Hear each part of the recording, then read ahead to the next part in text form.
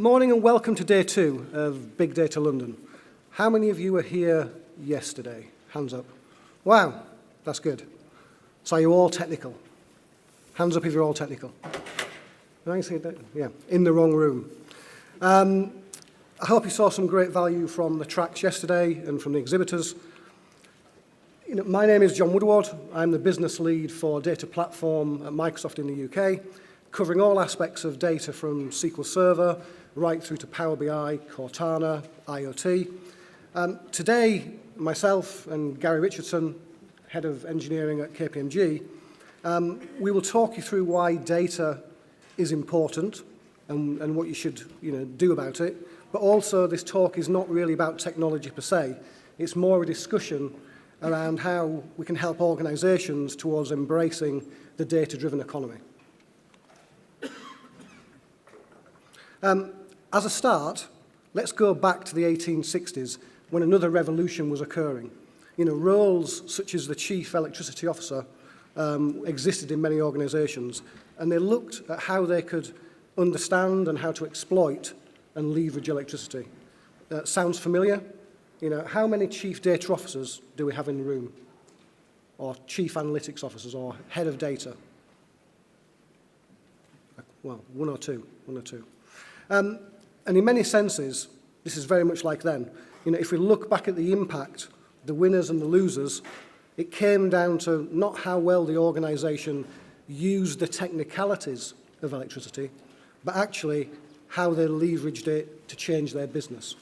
So the aim of this talk is really to give you a few steps to move forward in building a data culture, what to look at and where to put your investment. But let's start with a few questions to get a sense of how we're doing on this journey to this data-driven economy. Probably a bit skewed in this audience, no doubt. Hands up, how many of you, either individually or somebody senior in your organization, his sole job is to drive the data culture in your organization? So we have maybe 15%. Okay. How many of you are really using data at the heart of making a decision-making process? There's a few more. Okay. And how many of you have business units that are commercializing your data to make money? 1, 2, 3, 4. A small number. And how many of you are bridging the digital divide to connect sensors as part of your business? Okay. So probably, again, 4 or 5%. As we look forward, companies that have key people driving the change, feeding into that core decision-making, focusing on exploiting the data and bridging that digital divide are all good predictors of success, very much like the people back in the 1860s. They didn't focus on the technology, they focused on how to make it work in their business. So we all know that data differentiates, but actually we only use around 10 to 15% of the data in our organizations. We have around 30% of data that is classed as rot, redundant, obsolete, or trivial, and probably around 50% plus of data that is dark data. We don't really understand whether it's got any value or not. Obviously, top-performing companies leverage far more. And it's easy to say that data is the currency of the 21st century. We hear, and Gary mentioned one this morning, but we hear data being called the new oil, the new electricity, the new black, the new bacon. I've not heard the new bacon before. And it's companies that take advantage of this data opportunity and that potential to outperform their peers that is key. And as I talk to many organizations, the main aspect is around transforming. In the last 20, 30 years, if you talk to an organization, they would say they transformed maybe every 10 or 15 years. This is now happening constantly. We're in this world of Uberization of data, where organizations are in a constant flux, and that pace is accelerating. But it's not just you. It's also your customers and your competitors that are transforming and waking up to this value of data and waking up to the differentiation that data can make to your organization. And in this world where we live, where we're creating more data in the last 2 years in the history of humankind, 2.5 quintillion bytes of data a day, 10 to the power of 30. That's a lot of data in anyone's books. And the key really is not to be scared by this, not to be driven by the hype of big data, but move beyond big data to the world that I call, the world of all data. We need to embrace all the data that both exists inside our organization and externally to leverage that to make sense of it. And of course, we need clever ways to sift, catalogue, make sense of that data, but that's really the realm of machine learning as we move forward, or it will be. And we also live in a world where many countries have more mobile phones than humans. We live in a world where by 2020, not that far away, we're predicted to have more than 7 connected sensors on us. I mean, I've got, a smartwatch with about 11 sensors, a phone with about 5 or 6 sensors. Your phone, people in the room, your phone will know that you are here. Your digital assistants will know you're here, probably more than your family. And people that exploit that data, that location data, that biodata, will be the organizations that thrive. And we also live in a world where we're connecting more and more sensors. I spoke about connecting sensors to ourselves, but we're connecting sensors to things around us.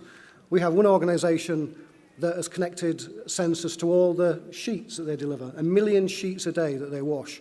And they've connected sensors to every single one of them to understand where those sheets are.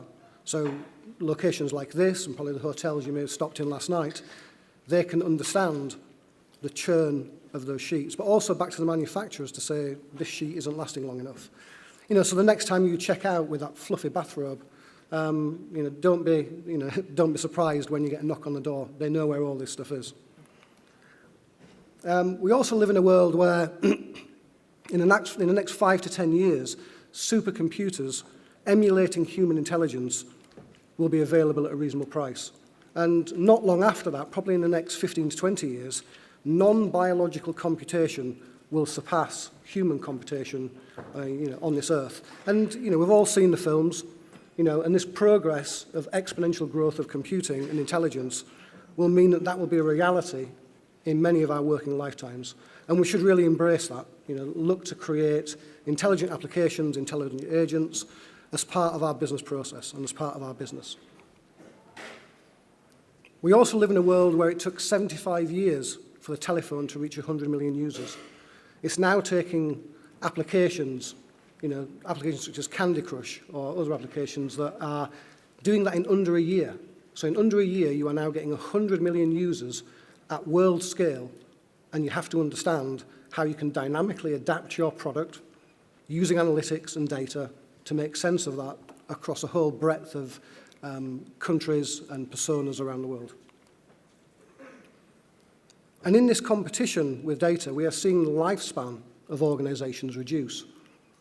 We are seeing new entrants that are traditional, outperforming traditional players in the market. And the predictions are that by 20% of market leaders will lose their number one spot to organizations that are born after the year 2000 and data-driven. So, all of us, Microsoft included, need to really understand how we can play in this new market that is totally data-driven. And it's these companies that are defining this new breed of organization, this new breed of competition. We have Uber that has no cars. We have Facebook, no content of their own.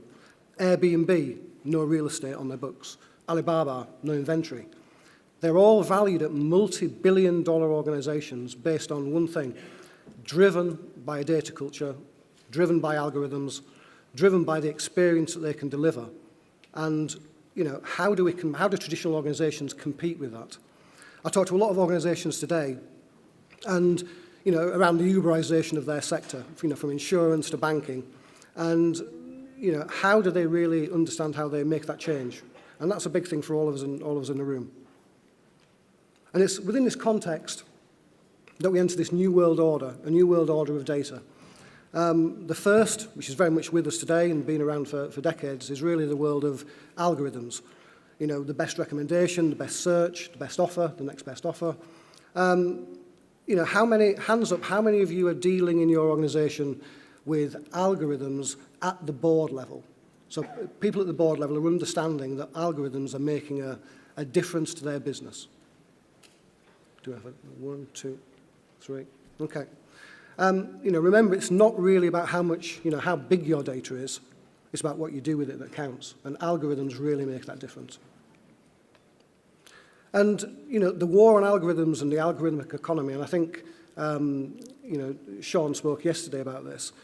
The predictions are about 75% of organizations in the next coming years, in the next 4 or 5 years, it will be a key factor of their business models. And also organizations are moving to commercialize their data, as I mentioned before. Traditionally, this is what business models of just a few organizations did in the past. Now, many organizations I talk to are understanding how they can take all the data they've collected internally, plus some external data, to really, sift and sort and augment that data and then resell it on at value. And many organizations are starting to do this. And as we move into the second world order of things, into this new connected world where we're connecting things to everything, to create new business models, to improve product availability and usage, this is all critical in terms of the customer experience and drives that new level of engagement. On top of that, we're now starting to see organizations track things more than assets. We're starting to see organizations make it a condition of employment to wear sensors, both for safety, but also for other purposes. Think back to the days of the time and material studies tracking productivity. Probably a whole new line for KPMG, Gary. But I think the shift towards cognitive computing is probably the biggest area to understand, determine, and exploit. It's the area that Microsoft is investing probably the most in, and the future of the cognitive aspects of Microsoft is probably going to be bigger than Microsoft is today. And we know many organizations are betting big in this area, but it's also something that probably everybody in this room should look at hard. How can you leverage cognitive computing as part of your business, part of the skills that you're building, and take that forward? We're starting to see some companies around the world and some workforces that have been managed purely by smart algorithms. No supervisor in the loop, scheduling work, managing workflow. We see this starting to increase. And it's this level of analytics and cognitive aspects fueled by the data that is making the invisible visible and allowing us to connect the dots between customers, their interaction, their experience like never before. And a couple of examples here. With this data and added intelligence, driving the experience to hundreds of millions of users around the world. So, products and solutions like Skype Translate that uses algorithms in real time to take a Yorkshire accent and turn it into German. Really powerful, really clever.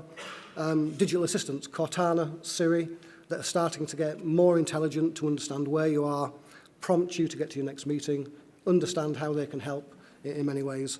To Delve, that surfaces data, Power BI, the natural language questions.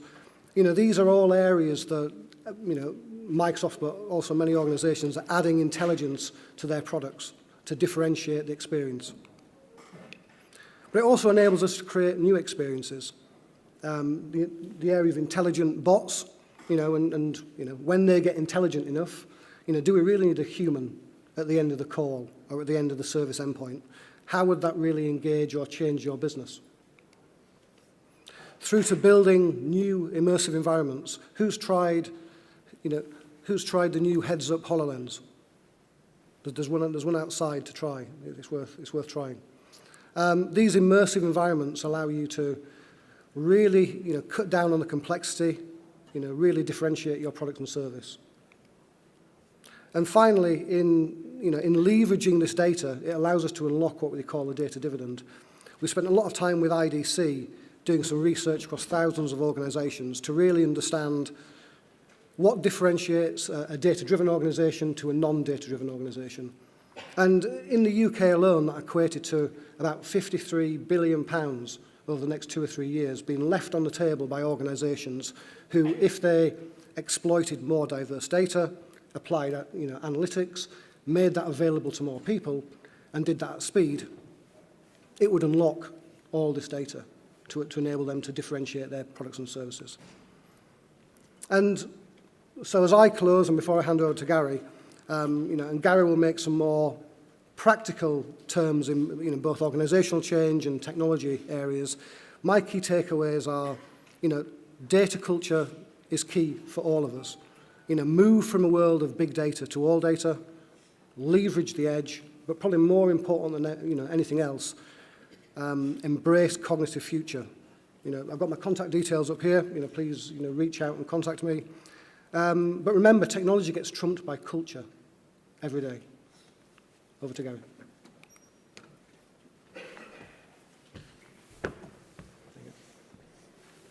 Thanks, John. I'm going to walk around a bit. I like to pace when I do these talks. So I'm going to talk about raising data culture. I think we all like what I call the origin story, how sort of Wolverine got from where he started to where he ended up, and then kind of went back and he woke up and it was kind of a dream. We all like the Superman story, so we like an origin story. So I thought what I'd do is take you through KPMG's origin story of how we start to think about data culture, not from servicing our clients, but actually internally. We hire about 1,500 graduates every year, and they do mind-numbingly boring things, like read financial statements, and then try and ensure that you, as organizations, have disclosed the right things for audit disclosure and international accounting standards. So I'll take you through a bit of our origin story. So building the team. So how do you build a team that can do great data science? Well, it's not your father's recruiting process. So you don't go and phone up a recruiter and go, I need to hire 10 data scientists, please, and then give them a job spec and off they go. So we partnered with a startup called Pavigo, and we were one of their first sponsors of Science to Data Science, where we got to spend 6 weeks with guys who had just finished their PhDs and wanted to become commercial data scientists. And that was a great way to select the best talent and bring it into our organization. So we had to think differently about how we attract talent. Global alignment. So you'll have been outside and looked at the show, and there's like more big data technologies than you can throw a stick at. And when you're a big global organization, you try to do things like lower total cost of ownership and try and align people.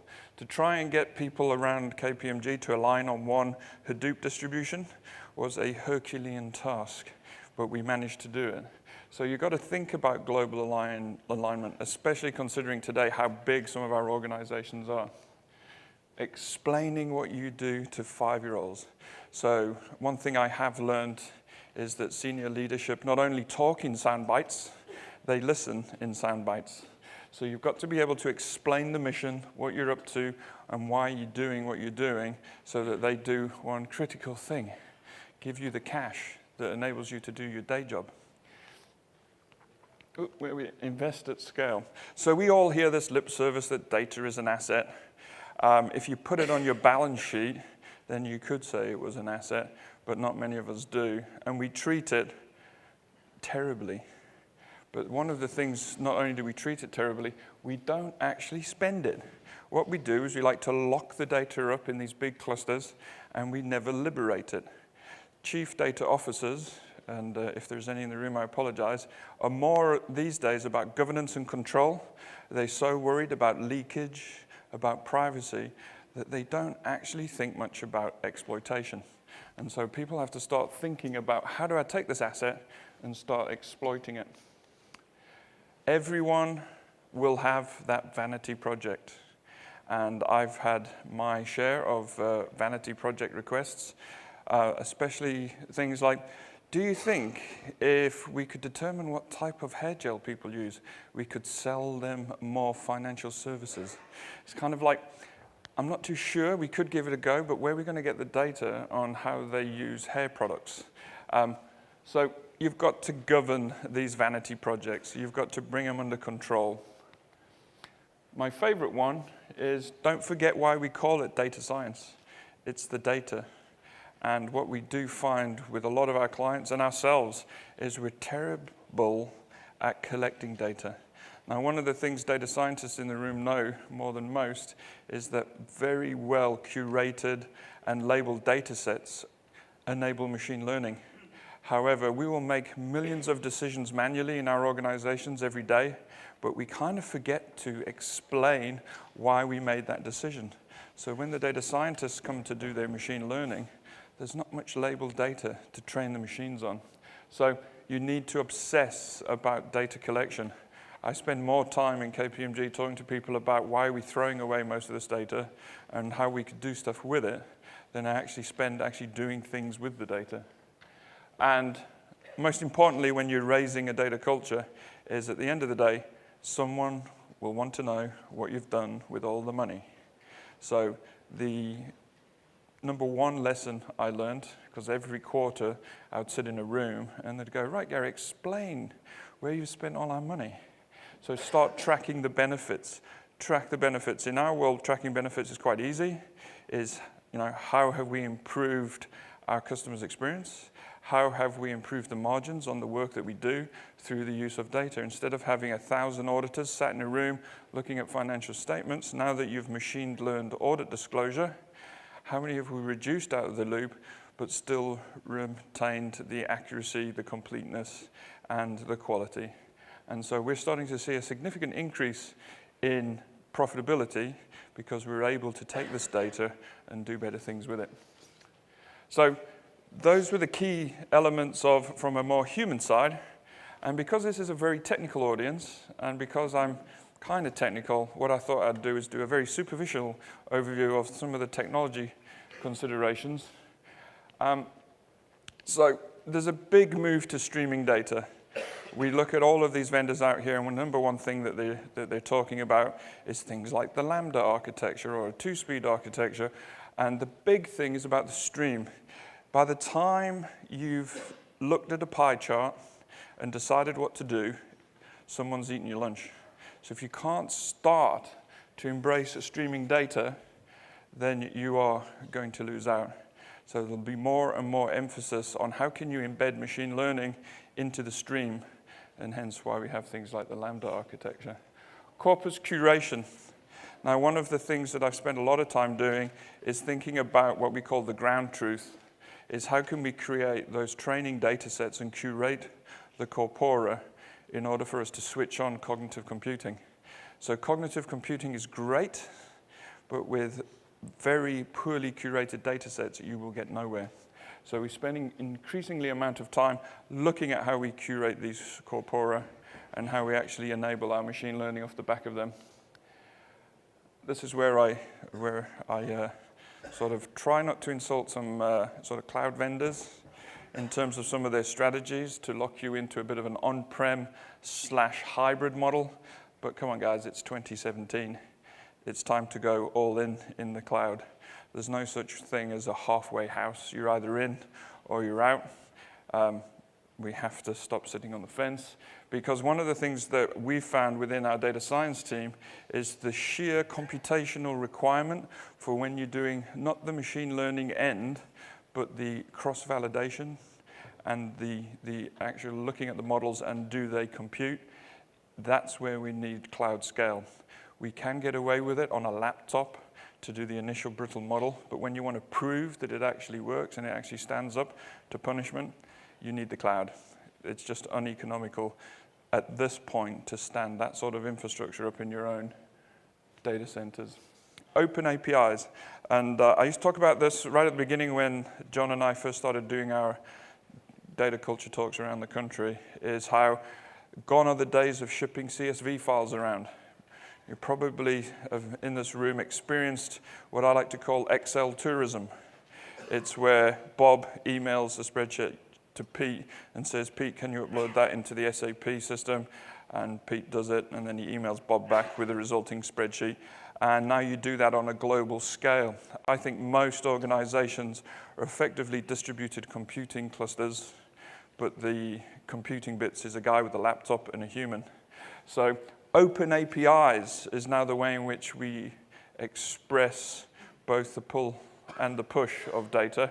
And recently, when Google bought Apogee for $680 million, it kind of validated the future is how do I take my legacy, wrap it up in an API, and actually expose it to the world.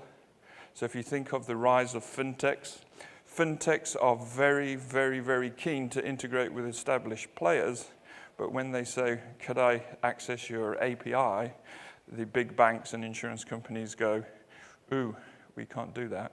So open APIs are critical to embrace the new economy. If you think of a kid in his basement who can now access the Uber API, he can access Booking.com API, he can build a little app that can access these huge companies through an API level. He can't do the same for a bank. And I'll tell you a great little story about APIs. It's one of my favorite topics of the moment. Is I work with a few insurtechs, and there's one who's created an insurtech travel insurance chatbot. And I was like, wow, that's amazing. Tell me how it works. He says, well, imagine you're at the top of a slope, and the app knows your height above sea level, and it knows your current geolocation, and it goes, you're in the Alps, and you're about to go skiing, but you don't have travel insurance that encompasses sort of hazardous sports. So it'll buzz on your arm because you've got the thing that shows you how fast you go down the black run. And he says, all you do is go, could I have travel insurance? And it will automatically give you travel insurance. And I said, have you gone and talked to anybody about integration? He says, no, they'll just be like Uber. I can just call their API. I went, I've been in the insurance industry for 20 years. I've yet to find an AS400 UDB horrible character user interface with an accessible API gateway. He went, ooh, you mean my business model is sunk? I said, not really. You just got to find one who's willing to invest millions in enabling their APIs. He went, do you know anyone? I said, well, not just yet, but we can do it together. So you can see how these fintechs have this preconceived idea that the world is all API addressable. In actual fact, probably not. Another hobby horse of mine is model portability. Is once we've done all this great machine learning, deep learning, and now we're ready to let it loose into the world, how do we do it? How do we take a machine learning model and put it into production that it can be called 1 million times an hour? And so a lot of work is spent thinking about model portability. A lot of vendors have spent a lot of time thinking, how can we take your model, so I could do something in Python or in R, and now I need it to scale. And so using things like PMML enables you to take your model, its manifest, and push it into an API that can be addressable. And visualization. So I hate visualization. Main reason being is, if you think about ATMs and credit cards, pie charts don't stop fraud. Machine learning algorithms stop fraud. And so being able to visualize rogue transactions is too late. Where we are heading is visualizing the decisions that machines have made so we can understand where to tweak things, and not visualizing how many widgets we sold this week versus last week. That, to me, is hygiene. If you don't have that capability already in your organization, you're not off to a good start. So where to next? There's 4 things that I think most organizations should start to focus on heavily. One is data science, is start to think about how do we attract talent into our organizations? How do we commercialize our hypotheses? And how do we just execute? Also, data marketplaces. There's an increasingly rich marketplace on various services where you can pull this external data and co-mingle it with your own and extract more insights. My favorite one is insight-backed products, and I think I've got about 2 minutes left, and I'll tell you my favorite insight-backed product idea. How many of you always withdraw money from the same cash machine? No one. It must just be me then. So I work in Canary Wharf. I come off the tube. I go up through the escalator. There's a cash machine in front of me. I always walk up to it. I put my card in. I take out the money. And we go through this dance. I've gone through this dance for about 20 years now. So you put your PIN number in, and it says, what do you want?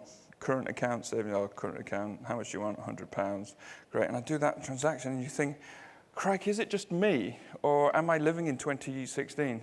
Shouldn't I be able to walk up to the cash machine, put my card in, do my PIN, and it goes, hey, Gary, hey, cash machine. Usual? Yeah, go on then, usual. And it gives me £100 and off I go. Enhanced customer experience. It now knows me. It's more servicing just what I need. I don't want to like my bank on social media. I just want my bank to treat my money as if it's my money. And so when I walk up to this cash machine, I want it to be more insightful. I want it to go, oh, Gary, you're running a bit low now. I can't actually give you 100, but how would 20 do? You're going to have to eke it out for the rest of the month. That's what you want. You don't want to go overdrawn. So organizations, through all the stuff we've talked about, can start thinking of simple things. What are the simple little things that we can do to improve our customer experience? Because we're all signed up to Amazon Prime, and we all love the next day delivery, but your average insurance company and bank do not deliver Amazon Prime-like experiences, and that's their great market opportunity. And finally, big compute platforms is a given. None of this happens unless you can compute. And I will leave it there. Thank you very much for your attention.